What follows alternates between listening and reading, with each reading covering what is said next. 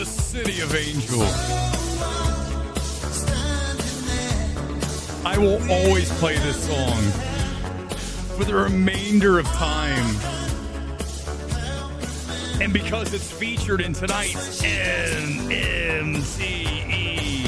the end of Oak Street, you have the pleasure of listening to Steve Winwood, Valerie, on this Thursday night. Welcome to Midnight Movie Talk Live. All right, guys. It's going to be a weird night because I have so much to say about this film, and I feel like there's just too many things to get to that I'm not going to be able to hit it all, so I have a lot of stress on me. So please, everybody, give me some good wishes and good omen. I need to be right on this because I am right. This film's a mess, and it is chat GPT shit as we talk about dinosaurs rampaging in 1982. Let's get my out-of-theater reaction, and then we will get into all the things I have to address with this film. Keep going, Steve. Let's keep you underneath the entire stream. Just loop it. All right, here we go. This is what I have to say about this film. I alluded to it. Here's the details. Well, at least in... what is it, 140 characters, 280? What is it now? There needs to be a sign outside every theater that shows this film, warning moviegoers to disengage your brain while ingesting this goofy as fuck script that feels like an episode of Spielberg's Amazing Stories, hyper stretched to feature length. Mid-August schlock has arrived. Yes, it has. End of Oak Street. Here we go, guys. The live MMTE. If you saw the film, come in and hit me with a comment, because I know you saw the things I saw. Don't hide. Don't run from it. Be true. Be objective and call this what it is. This is some camp, and I really did not enjoy my time tonight at AMC Burbank and IMAX. Here's 30 seconds of tonight's MMTE, the end of Oak Street. It was exactly 2 years ago today that the neighborhood of Oak Street disappeared in the middle of the night. The U.S. military contained the area by a 2-mile circle.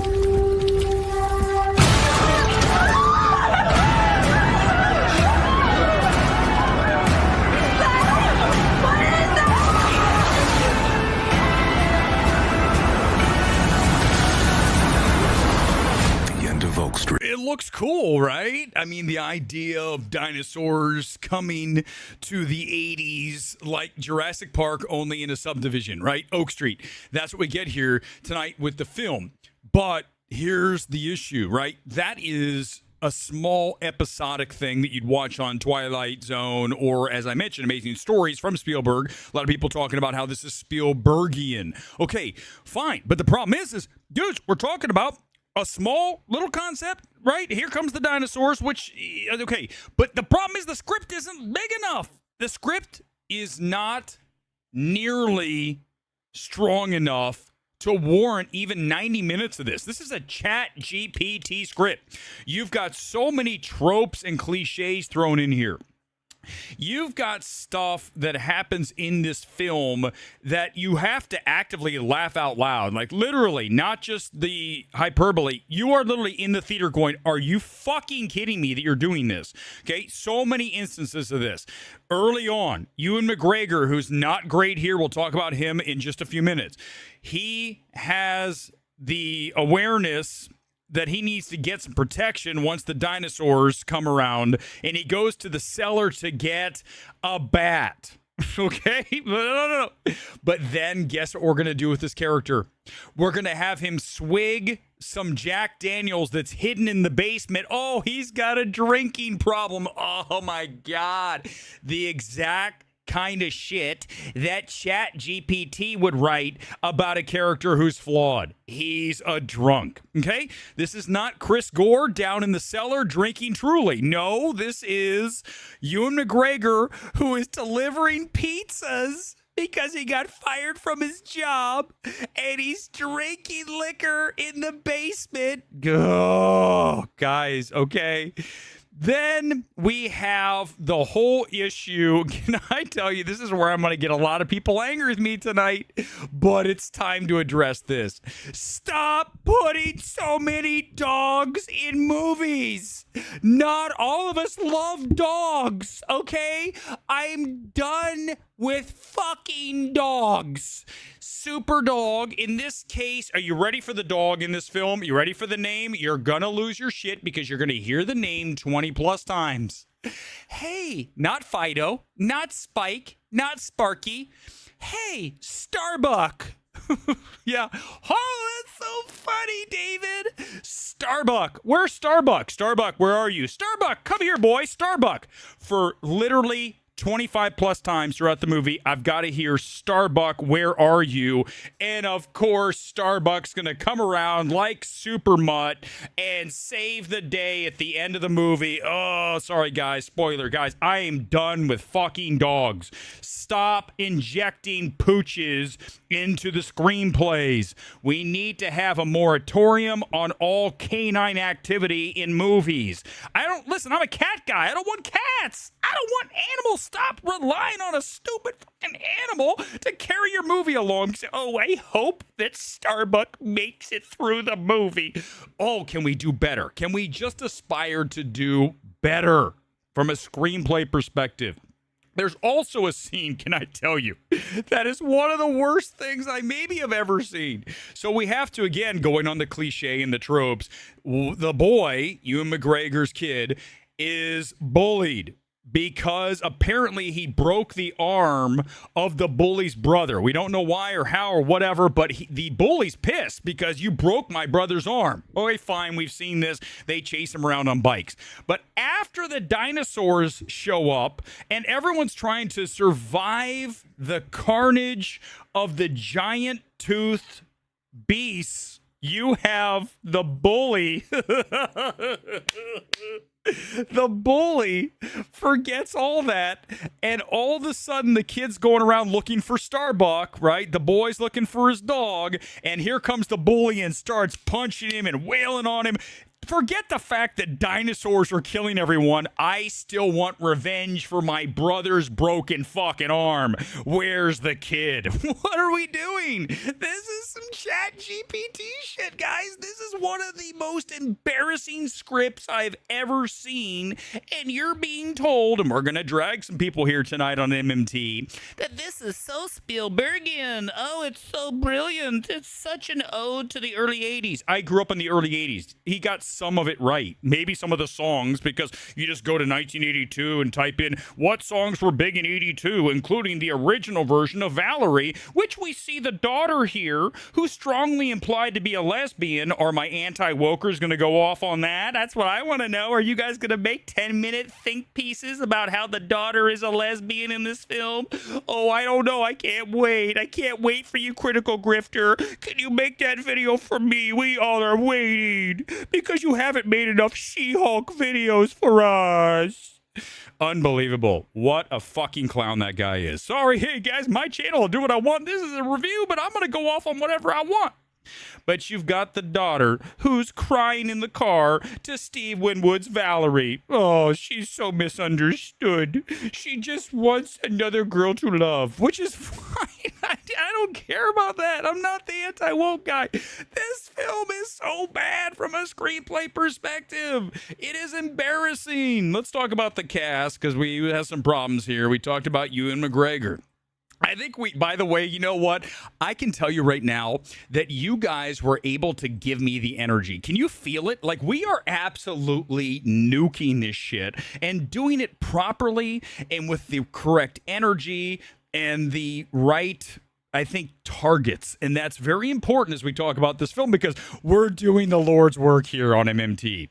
Let's go talk about who's in this film. We got Anne Hathaway, who I'm just about over already. Again, right? She disappeared for so many years, and she's back. And she's back again and again. I've seen her now 3 times this year, right? Obviously, Odyssey here, and you guys didn't see Mother Mary, but she was in that as well. Boy, that film wasn't great. So I'm done with her, but she's here doing the mom stuff. It's very much like Quiet Place, this film, only worse than Quiet Place. Ewan McGregor is doing the American boring accent. Obviously, we know he's not American. And then also, his character is so poorly written. He's delivering pizzas, like I mentioned. He's drinking Jack in the basement. He's just a wuss. And of course, Anne Hathaway has to be the kick-ass. She's the mom in charge. He's the wuss.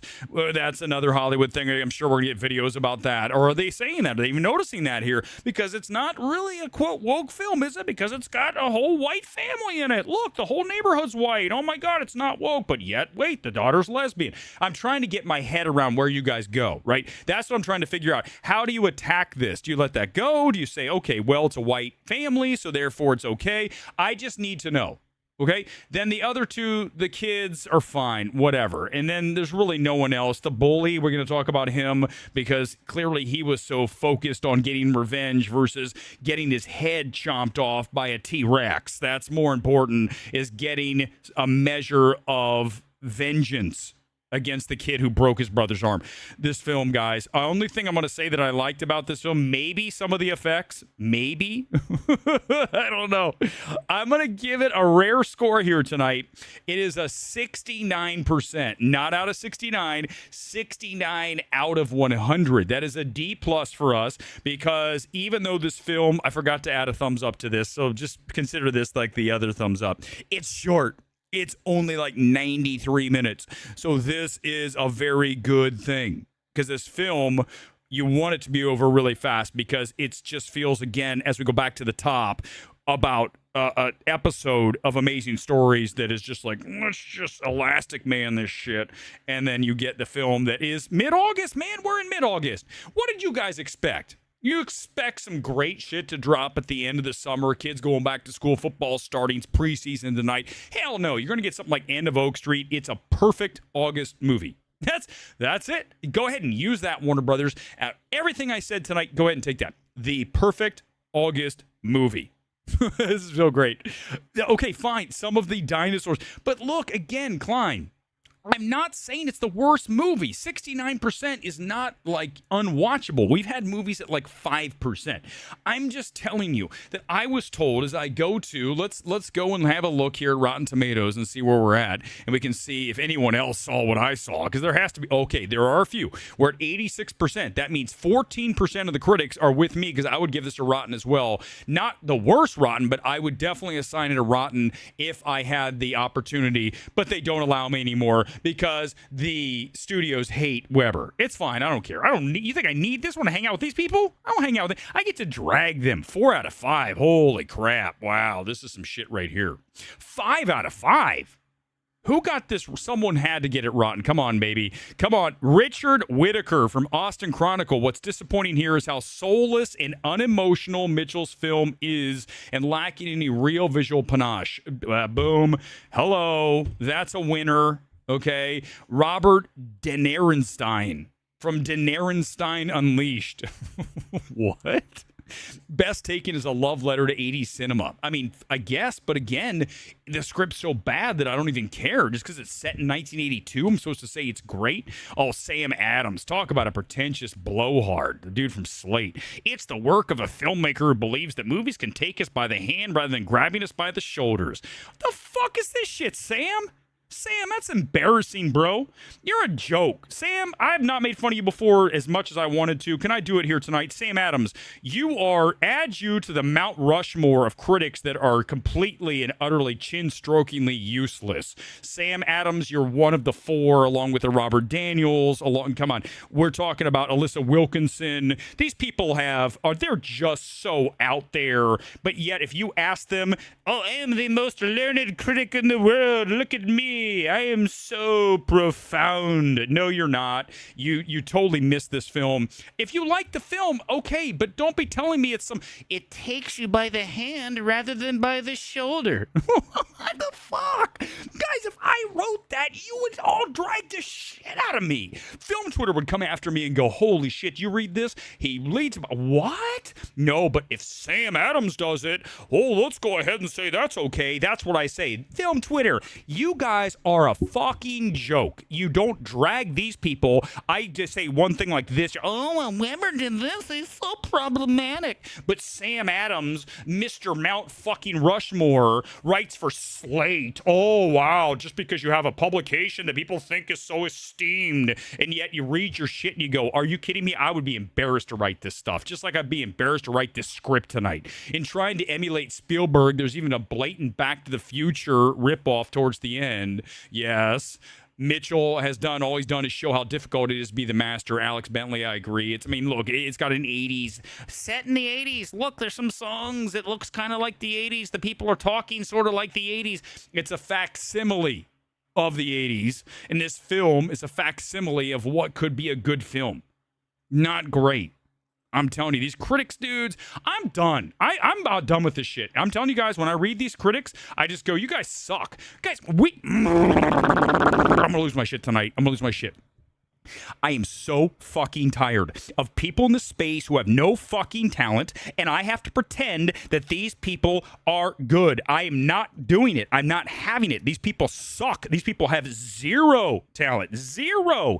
They don't even know what they're first of all, even if they, quote, know what they're talking about, they don't feel it. They don't really know. They're making shit up. They don't really engage with these things. They kind of go, well, I sort of know. Let me write my 5,000 word think piece. No, that's not addressing the actual root cause of why these films work or they don't, and that's what we do here. I can tell you right now, this is a trashy B film, and it's not great. And if you tell me this is a great film, you don't know what constitutes great film. You want to watch a great film, you go watch the film that we have seen now twice in 3 days. It is Camp Miasma. Camp Miasma is cinema. This is refuse. I'm not playing the game anymore, guys. I'm not doing it. This film, even for what it is, it's not great. And the rest of these people. Hey, 4 out of 5. Oh, Joe blows music. Chris Bumbray's letting us in here. Look at him. He's at a movie premiere. Look at Chris. There he is. Look at Chris.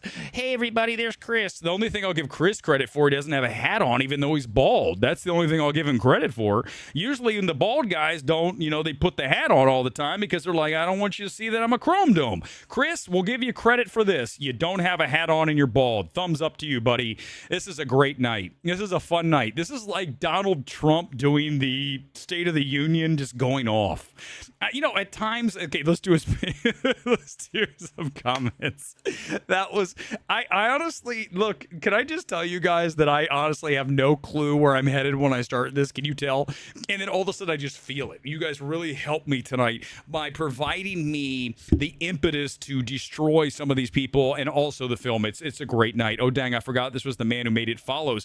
It Follows, look, I'm not a huge fan of. I don't think it's a bad film. It's very atmospheric. Here's what I'll say about this. By the way, welcome Raccoon Eyes to the channel. Here's what I'm going to say, and I've said it many times about that film. That film is elevated by Disaster Piece's score. That score is too good for the film. And look, we talk about window dressing. We talk about elevation of elements. That score really covers up, I think, some of the weaknesses of that film. But I do like his shots. I do like the mood, the atmosphere, the menace of that film, kind of the feel of it, right? The eeriness of it, that stuff. But yeah, and then you also had, by the way, did I tell you guys I never finished Under the Silver Lake? So I eventually I will. I heard it's really weird and it has a lot of stuff about Hollywood and about the elites and about stuff they don't want you to know. Like, it's really coded, and I'll get to it, but it was just too obtuse for me. And sometimes, look, this is not obtuse. This is too unobtuse.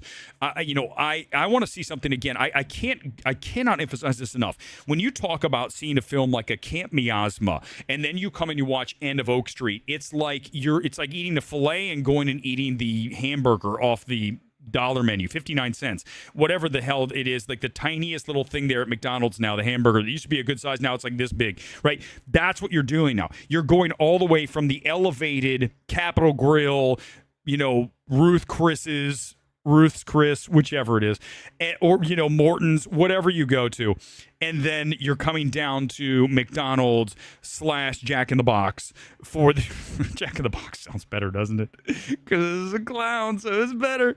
Jack in the Box, and here's your food tonight. Here's your film. That's the thing, right? When I can't God, dudes, Camp Miasma is so much stronger and so much more interesting artistically and thematically, and I think intellectually, so much more. Oh my God! Like you're just engaged with that film. It is just high art with just. I think it's got resonance as well, and it also has a really good sense of humor about itself. That's a film. Oh, so it's hard, dudes. I just came out of that film. I saw that film again on Monday. I saw it on Tuesday. Sunday and Tuesday of this week. I've seen Camp Miasma twice. I probably will see it again. You guys understand, when you get to the killing scene, okay, no, Alan, you're 100%. Alan, I'm going to put him in timeout. Alan, you're 100% wrong. Camp Miasma is straight cinematic fire. When you talk about that Counting Crows sequence, when you guys see this film, I'm not going to give it away. I'm just going to tell you, the Counting Crows sequence in Camp Miasma was unbelievably great. Okay, Matt, fine. I'm just telling you, that film buries this film from a filmmaking perspective, from an engagement perspective, from an artistic perspective. I know they're different, but I want to watch Camp Miasma. I do not want to watch End of Oak Street. How many times have we seen dinosaurs chasing people? We've only seen Jurassic Park. How many times? 10? How many times have we seen Jurassic Park? That's my point. I want to watch new things. I want to watch stuff that's intellectually stimulating. I want to be challenged by a film. I want to know. I don't want to know what's going to happen. You know what's going to happen. Even in this film, when something happens, you know it's going to get undone. You know it's going to get undone, and it does get undone. That I don't have respect for either. Make it happen. I would even say it's J.J. Abrams. I mean, you go back and you look at Super 8. Super 8's a better film. You go look at his Star Trek, the first one, better than this. I'm not saying it's the worst film. I'm just here to tell you this is an pure August film. This is as purely August as it gets, the best version of an August film that you could possibly hope for. There's only been a few good August films. You go back through time and you talk about Guardians of the Galaxy, one of the few films released in August that's a great film, definitely a top 5 MCU film. No question about it. The first Guardians is top 5, maybe top 3, maybe, I mean, I would have it way up there. I think Endgame still is really symphonically perfect for the finish of the culmination of 10 years. But you look at that film and it's just, that is a great film for August. We just don't get great films in August. So that's just the reality of it. And, tonight, same thing. We just get a film that is being savagely overhyped. And speaking of that, what a great transition we have here. We are now going to talk about, and we'll get back to, if you saw the film, I'll talk some more about it. But here's the deal. We are going to talk about another film that is getting way, way, way too much hype. It's Coyote versus Acme. They were kind enough, Catch Up Entertainment, to send me a link. I watched it 2 nights ago. And it is aggressively fine. It is not a bad film. It is not a great film. It's not hilarious. It's not that. It's just not, okay? And here's the thing. Now, can I just go? Let's pull this up right now. Here we go. Let's have a look at some of the quotes. You guys ready for some of the quotes about Coyote versus Acme? Here we go. Here's a few. First, wildly entertaining. I would argue no, but Jonathan Sim, total simp. I don't know about that. But I got to look. I do know this. Grift, shill. 100% shill. Next, True Triumph, Consequence. The fact that it got released, but we're not talking about that. Talking about film. Chaotic comedy fun. Whatever, Ollie from Empire. This is the one. This is the one we're going to talk about here for a second. Mama's Geeky's back with us, everybody.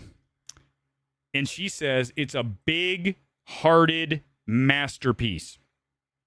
When we are using the word masterpiece with Coyote versus Acme, a film that across every level is just okay, and there is nothing in the entire film that makes you say, holy shit, this is amazing. Roger Rabbit, right, in a courtroom. Good luck, kids. Have fun with that. And then let's also go ahead, and this is one of the problems with the film, and we'll talk about, I didn't talk about this in my little video I posted the other day. One of the issues with Coyote versus Acme is the fact that, as you guys know, Coyote doesn't speak. Roadrunner has one word. So you're working off of 2 characters who cannot have lines of dialogue. He can hold up a sign. This limits you, and you feel that in the film. See, this is why. Do you understand, guys?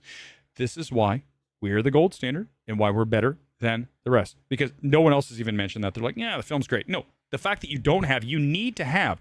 That's where the stuff works, right? Imagine Roger Rabbit, only Roger can't talk. Roger talked, right? He wasn't in the movie much, but he did talk. That's one of the issues. But look, here's the deal. We're not calling things a big-hearted fucking masterpiece. This is not a masterpiece. These people need to be stopped, you guys. I'm not suggesting we're doing anything nefarious. I'm just telling you, you need to let these people know that they suck, okay? And I'm not playing around anymore. I am done playing the game that I'm going to consider 95% of the people in this space to have any value whatsoever with what they say. We've had this discussion before. We're going to do it again. Can you guys help me out? Is there anything else in the world where you can just say, hey, I'm really great at something, and you have to accept that? In other words, if you're an author, I'm going to read your stuff. I'm going to say you're not good. If you're a critic now, you don't have to write a review. You just have to issue some shit like this from Mama's Geeky.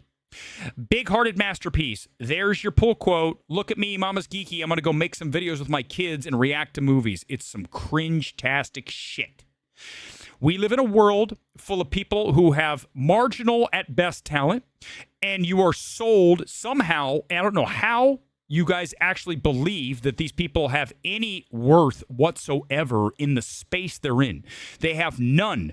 And you're going to tell me that I have to be injected into my face with the shit that I'm reading in front of me right here. A big-hearted masterpiece from somebody who has no credentials, who's been sitting around and slapped a crown on her head and called herself Queen of the Space. She doesn't, but I'm just saying, you get my point. That's where we're at. These people don't have the goods. I talk about this all the time. Dude, look, I talk about fitness all the time. Can you imagine if I talked about fitness and I didn't have a six-pack? Can you imagine if I talked about fitness and I couldn't do a 42-inch box jump? Can you imagine if I talked about fitness and I couldn't do a reverse Deadpool hang, dead weight, straight up and down 90 degrees? That's the difference between me and these other people. I talk and I have the fucking receipts. This world is full of people that talk and don't have any receipts, and you let them slide. It's fine. We're not even going to look into them. We're not going to do any kind of investigative work into whether they actually have value. Let's forget even looking into. No, we're not doing that anymore. We're not doing that anymore. I'm done. I'm not doing this shit anymore. And by the way, when I do eventually go into fitness, the difference between me and everybody else is, guess what? I actually can back it up. That's the thing is, in film, you don't have to back it up. You all like, it's fine. Mama's Geeky's great. Look at her interacting with her kids, watching a movie and fake crying. Isn't it amazing? Oh, God. All right, let's do some comments, and then honestly, that's all I got tonight. I got to save some material for Sunday. Those are two stories I had to get to. We'll talk more about Camp Miasma on Sunday as well. Miasma. What else you got? They need to be stopped. It's hilarious. They do, Alan. They do. But here's the reality: they need to be stopped because, listen, we cannot allow as a society people to run rampant out and about, talking like they are fucking knowledgeable and that they have taste. And you guys are like, well, it's okay. Everybody has the same value. Is it? I don't know. Can you guys help me out? I'm totally open to you guys explaining this to me. Why is it that as a society, we now have been forced this line of thought that is everybody has the same level of ability? When did this happen? Help me out. I don't need, is that a socialist mentality? Is that the younger generation? When did you being, everybody's the same? Bull fucking shit. There are people who are better than others at everything, and film is a space that is full of people that are not good, but yet walk around pretending that they are. It is a fraudulent space at a level that is, quite frankly, very concerning. Okay, and that's the nicest I can put it. But no, Alan, I'm not, here's the deal. I'm not, look, I could be in the fitness space. Don't make me flex. But the point is don't you require receipts from people? You should require receipts from people. You need to say, let me see over time. I talked about this today. I sent out a tweet and I said, you know how long I've been doing this? I've been doing this 15 years. That's not even nearly as long as a lot of people in the space. Look at a Richard Roper still going. He's been doing it for 30 years? You talk about some of the, Ty Burr in Boston that I got to know a little bit when I was there. He's been doing it for 30 plus years, right? And going back to obviously Ebert, Siskel and Ebert, these guys have been in the space for a long time. These people that are coming up out of nowhere and the studios are using them. They don't have any true background or any track record, right? I'm not suggesting you have to go to school for this, right? So people are like, well, you didn't go to film studies school. It's, at the end of the day, it's about, have you proven yourself over time? I've been doing this 15 years. If you look at my track record of calling films, my batting average is hella higher than anyone else. It's not even close. It's not even in this, guys, not even close. So here's the deal. No one else, but that's the thing is, it doesn't even matter. Do you understand why this is frustrating? It doesn't matter. Because you've got Mama's Geeky out there saying it is a big-hearted masterpiece, and this is all. Look, here she is. There she is, Mama's Geeky with her 2 kids reacting to videos with some phony-ass shit. Unbelievable. Because, you know, here's why. This is exactly it. We'll talk about it on Sunday, too. They are pushing it hard because the critics love the narrative. The film was saved from the scrap heap. We all do. Listen, if you made a film and it didn't get released, it's got to suck. And Warner Brothers, I'm not saying they should have backgirled this, but I understand their concerns. Kids are going to not like this film. They're going to be like, I don't want to watch this. Why are you making me watch a courtroom comedy drama about the Acme Corporation, big bad corporation greed? This is not what I want to watch. So Warner Brothers is like, I don't know who this film's for. I guess some Gen Xers who are nerds and they want to go relive the Roger Rabbit shit and they love Looney Tunes. Look, it's Bugs Bunny, it's Daffy, it's Porky, it's right. But that's not enough to make money. Right? Because at the end of the day, the thing that these people don't understand is this is a commercial enterprise, you dumbasses. Do you not understand that? That you might want to make your little artistic film, or in this case, you know, your big $70 million Warner Brothers animation film, but you still got to think, am I going to lose money on this? You got to think that way. I'm sorry, it's a business. These other people don't understand this. Like, well, let directors cook. Let them make whatever they want. Okay, why don't you give them the $20 million? Give Ari Aster $30+ million for Beau is Afraid that lost them their ass, right? No, the answer is no to that. And that's the thing is, we just have a world where these people don't even live in reality. They don't understand that there has to be some guardrails in place, because if there's not, you're going to end up losing a ton of cash. So that's, you know, look, it's all about that. You look at, I guarantee, listen, we'll do it on Sunday. Go look at the reviews for that film. You're going to see every single review mention it was saved from the scrap heap, and that's a great thing. It's influencing the review. It doesn't enter into it. It's the same as you saying this is directed by a woman, therefore it should be commended. No. You take that out of the review. It does not belong in the review. You can make mention of the fact that it's a female director. Doesn't matter. You can talk about how her point of view. Fine. But you don't ever utter the words, it's better because it's a woman. It's better because this film almost was scrapped. These are the same things. These are on not even parallel tracks. They intersect, and they're so touching, right? They're so tangible. They're on top of each other. So do not pretend that they're not the same thing. And that's what I am railing against. I cannot stand it. I can't stand when you inject your, hopes and dreams about something into a review. That doesn't matter. It shouldn't. It shouldn't be like in every review. It's in every review. Are you going to do an evaluation for It Ends next week? I don't know about that. I feel like I already saw that film. There was a version of that film that was online. Someone sent me a link to it. It was like a few years ago. Help me out, guys. I don't know. But it's like it's in a car and the kids are getting out. I was not impressed with it. So I don't know if I'm going to see It Ends. I'm now at the point, ATM money. I'm at the point now where I'm going to start skipping movies. And look, I almost skipped Camp Miasma. And I know some of you don't seem to enjoy the fact that I like that film, but I'm just telling you, I know I'm right. Artistically, that film's fire.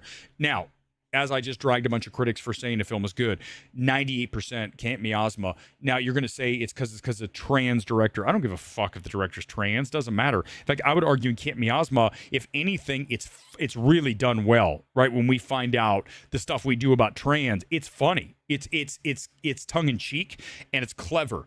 And I think it's not as aggressive as it could have been, which is to the film's benefit.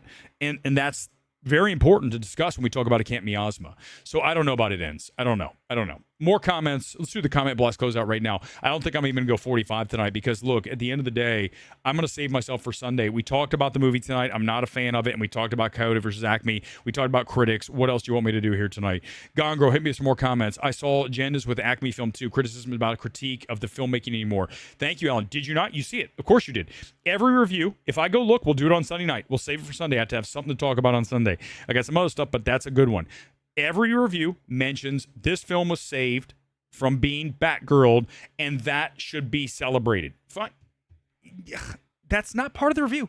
You can mention it. I mentioned it in mine. By the way, Warner Brothers almost sent this thing to the scrap heap because they wanted a tax write-off. Then you get to the film. Okay, you mention it, move on. You don't say, this is why you should see this film. We need to celebrate this. As Chris Miller of Lord & Miller said, hey, it's a good film, but it's also, we should celebrate the fact, yes and no, Chris. You're a filmmaker. Of course, you're going to say that. Listen, I'm not saying I love the dark corporation that is Warner Brothers, right? The big bad bully.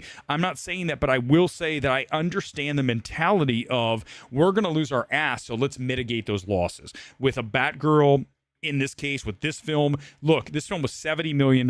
For Coyote versus Acme to break even based on Warner Brothers' deal, right? The 2.5 budget. You're talking about a worldwide of 200+ million. This film would go nowhere near 200 million worldwide. No chance. The last one, that the day the earth ended or whatever, didn't do shit. So, yes, this has more hype. This film's not going to get 200 million worldwide. If it does, it'll be 200 straight up. Like the low, but it can't, it's not going to get there, guys. Trust me, kids aren't going to see this movie. They're going to see it and go, what? Erick said that Oak Street was harder than Top Gun. What? No, he didn't. I'm not getting in. David Erick, dude, that guy, talk about a guy. He's a guy. The only thing David Erick gets right is occasionally he gets one review out of like 5 that he sort of goes a little bit harder on. Like he didn't say Odyssey was a masterpiece. I'll give him credit for that. He's better than Fantasy. But as far as, again, a voice that is hellaciously overvalued, David Erick is 100% in the hellaciously overvalued space. Oh yeah. Not even a question. But yeah, look, again, this script's so embarrassingly ChatGPT, cliche, trope city that it's just not, no way. We're not going to sit here and say it's a great film. Not happening. Dinosaurs were, Luis, we've seen dinosaurs. Tell me, do you get cinematically erect, Luis? Can I just be frank with you? Do you get cinematically erect watching another T-Rex take chomps out of a doorway trying to get to whoever, but just out of reach as what's her name? Fucking Emily. What's her name's jamming the thing with the butt of her gun. This is cinematic flaccidity. This is not. We've seen this before. I don't want to see something I've seen before. I want to see a badass montage of a crazy ass camp Jason killer with an air duct on his head, the cover of an air duct on his head, come out of the water and start slaughtering people at a camp for 4 minutes while Counting Crows plays in the background. That's what I want to watch, because I haven't seen that before, and I'm like, damn, that's some shit right there. That December song from Counting Crows. When I watched that sequence, I saw it the second time. Guys, listen, we talk about being cinematically erect. I was like, oh, motherfucker, this is so good. Like, my eyes were bugging out of my head. I was like, oh, Counting Crows, slaughter scene. And just not just that, it's also the way it's edited. The assembly out of the water into the shot. This weird, like, rotation of the camera. We get oh my God, it's the best sequence of the year. The Counting Crows killing scene in Camp Miasma is some shit, man. You are gonna lose your shit when you watch that. If you do not, you don't know what you're doing, because that is how you do it. And Jane, listen, we love what you did here, and it's not even up for debate. That's a very strong film. Wuthering Heights or Brand New Day, they're different films. This is fair. It's comment blast goes out. We'll do it. Listen, I like Wuthering Heights. I told you guys, I don't care if you, quote, can't like the characters. If you've been in a relationship and you've been in love with somebody toxically and you can't cut the cord and you have some kind of bond, cosmic bond, and you never will be able to be together, I'm not going to say that I haven't been there. So once you've been there, you can address that and really inhabit that feel. And I think that she does in that film. And also the filmmaking, I think she's grown tremendously. If you look at her from Promising Young Woman to Saltburn to Wuthering Heights, Emerald is somebody that I want to be in business with for her next film. So I really like that film. Brand New Day is a very strong CBM. I think when you talk about the best moment of that film is when he remembers his relationship right after he finds out she's moved on with another guy because she doesn't remember him, and we have that sequence where you have the flashbacks and he's slinging through the air without his mask. So great. What a great sequence. So yeah, Brand New Day is a very good film. They're different. I like both about the same. I think they're both very strong, and I really enjoyed both. So yeah, that's a pick 'em. That's a pick 'em for me. Was repetitive and full of plot holes. Yeah, yes, but again, that's not enough, Luis. That's not enough for me to say it's great. You know, again, the script's so awful. And again, I've seen dinosaurs attack how many times? I need more at this point. And then also, you're just undoing so much, right? This ridiculous thing that it's a bubble, and then we're going to jump through. It's just like, again, a chat GPT thing. What are the rules here? I don't quite understand. The dinosaurs were here, but only in one spot. And then it's just, I'm sorry. Luis, I'm not saying it's awful. I'm just saying I didn't enjoy myself tonight. The son with a sledgehammer and the bow and arrow, okay? Also the snake in the house, and then he hits the snake with the arrow, and the snake, oh shit, it's bad, man. This shit's bad. And then, of course, you know, again, any number of we are under attack by a dinosaur or a giant snake. It's just shit we've seen before. It doesn't get me cinematically erect anymore. Show me more Camp Miasmas. Show me more Tonys. I don't want to watch any more End of Oak Streets, even though I understand they're not the same. It doesn't matter. End of Oak Street is just intellectually dimming. Just really is. It's an intellectually stunted, makes you honestly dumber when you watch the film, and I don't want to watch that shit anymore. I'm sure I will. Dog Stars, dude, listen, Ridley Scott made a bad film in Gladiator 2. Who called that? Oh, that's right. I called that the night I saw it. I didn't need the luxury time. I saw it before it even opened. We saw it at the Monday mystery movie, The Screen Unseen. I said, this is bad. Ridley Scott's lost his shit. And then what happened after I said that? What did I tell you about that film? It's unimpressive at every level. And what happened just weeks after it came out? We had the cinematographer going on record saying that Ridley Scott has no patience anymore. He just gets the shot and moves on. He's turned into Clint Eastwood. Let's shoot this as fast as possible. And that's what you see with Gladiator 2. It doesn't have the gravitas that the first one did. He's old. He doesn't want to work anymore. Then move on, Ridley. So I have a feeling we're going to see the same shit in Dog Stars. And the same thing really worries me about Heat 2. When you look at Ferrari, it's not a good film. Do not tell, go talk to your boy. Strange fucking loser harbors. If you want to talk to somebody about how Ferrari's a great film, you talk about a guy who is completely clueless. You're talking about my boy Strange. I celebrate the death of fathers, even though I'm a father myself. Harbors, yeah, buddy, roll up, because when it comes down to who's a good person, who's a bad person, I will win that battle every day, twice on Sunday. So don't even think about it. But I'm telling you, man, Ferrari's bad. It's not a good film. At best, it is mediocre, and I do not want him directing a film that costs as much as Heat 2. You're out, Michael Mann. You can write the script. You're not touching the camera.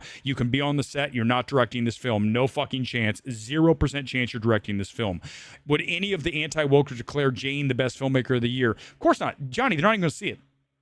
Because let me get ready to wrap, because I'm going to go off. I'm 45. I'm going to be done here tonight.